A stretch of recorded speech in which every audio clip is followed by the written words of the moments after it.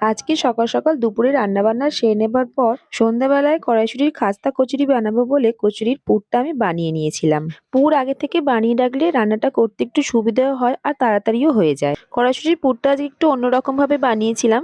কড়াইশুঁটিগুলোকে ভালো করে সিদ্ধ করে নিয়ে তারপরে ম্যাশ করে নিয়ে কড়াইয়ের মধ্যে সামান্য একটু কালো জিরে আর একটু হিং দিয়ে আদা কাঁচা লঙ্কা বাটা দিয়ে ম্যাশ করে রাখা কড়াইশুঁটির পুর দিয়ে ভালো করে নাড়াচাড়া করে ধনে গুঁড়ো, জিরে গুঁড়ো, লঙ্কার গুঁড়ো দিয়ে নাড়াচাড়া করে শুকনো শুকনো করে নামিয়ে নিয়েছিলাম। সামান্য একটু বেসনও দিয়েছিলাম।